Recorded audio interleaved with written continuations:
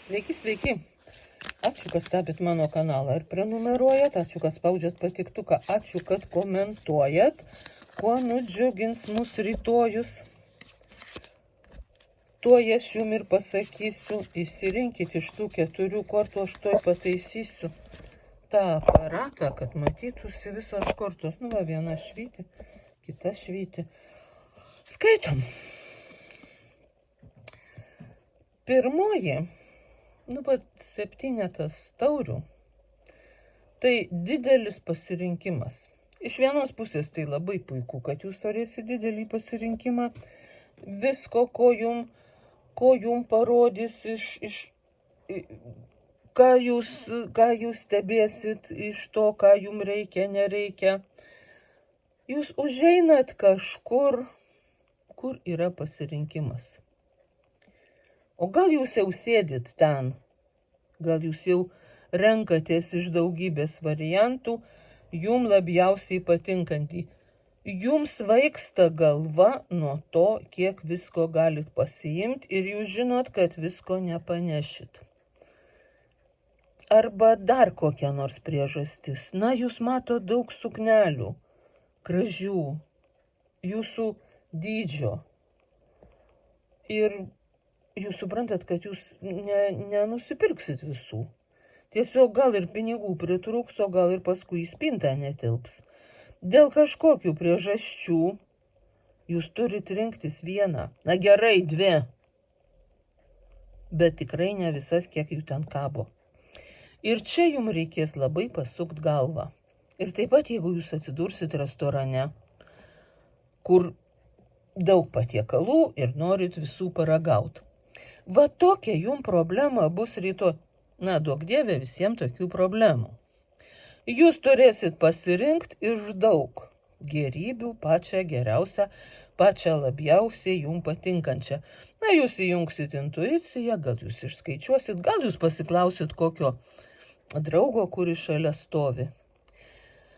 Va, ir nuraminsit taip savo sielą, įsirinksit, kas jums geriausiai. Kas jums geriausia? Žinoma, kad tai jūs ir truputėlį sukrės ir labai nudžiugins. Tai, kad jūs turit pasirinkimą, yra labai džiugu.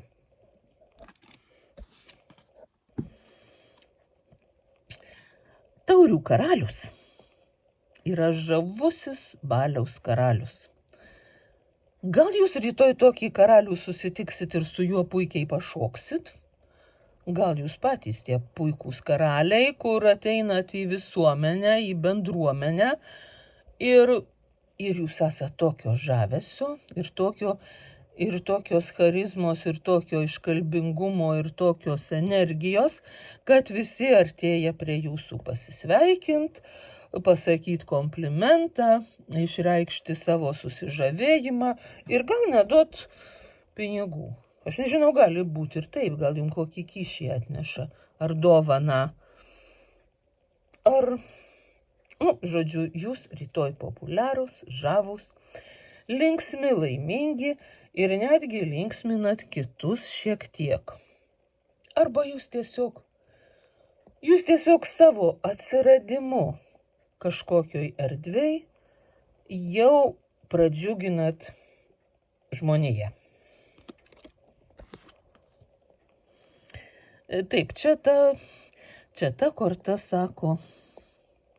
Na, šiaip matot, kas nupiešta. Tai yra vaikinas pagrobė, pavogė, pasiėmė ar kažkaip padarė su priešo kardais ir įsineša juos ir paslėps ir priešas yra nuginkluotas. Ir viskas, ir puiku. Ir jūs rytoj nuginkluosit kokiu nors būdu savo priešą. Žinoma, jūs tikrai nepagrobsit šitų aštrių daiktų, nes nežinau, kur jūs juos galėtumėt pagrobti. Tai va, tai rytoj jūs tiesiog įjungsit kažkokį savo nuginklavimo mechanizmą ir nuginkluosit savo oponentus. Gal jūs kažkaip pasiaštrinsit liežuvį ir prasipataikausit, gal ką nors sučiulbėsit, kokių nors ten dalykų, tikrų, netikrų ir tiesiog užskleisit rūką ant oponento ar priešo. Iš kur dabar esi tų priešų? Ne priešo, bet tiesiog kažkokio galbūt priešininko ar konkurento akis ar akių, kaip ten, ant akių. Va, jūs rytoj rasit kažkokių būdų, galbūt kitaip persirengsit, gal kažkaip susišukuosit, gal pasidarysit kokį makijažą labiau tokį subtilų ir apsimesit kažkuo labiau.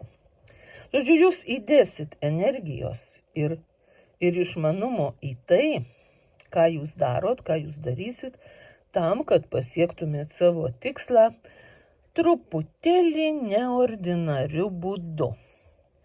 Tai bus linksma ir jūs nudžiugins. O čia jau tokio valdovo, tikro valdovo korta. Jau tokio, kuriam niekas neprieštarauja, kurį visi gerbia, kurio truputėlį prisibijo.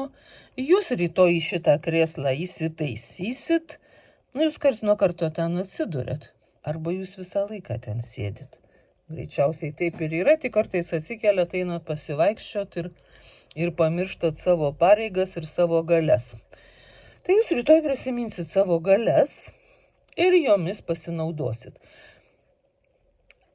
Žinokit, karšta ir aš jau tingiu vardint, kaip galima pasinaudoti savo galiom. Jūs patys žinot, ko jūs norit, ką jūs norit padaryti. Ir aš pasakysiu tik tiek, kad jūs gausit viską, ką norit, lengvai, greitai ir dar daugiau negu tikėjotės. Tai va, puiki diena ateina.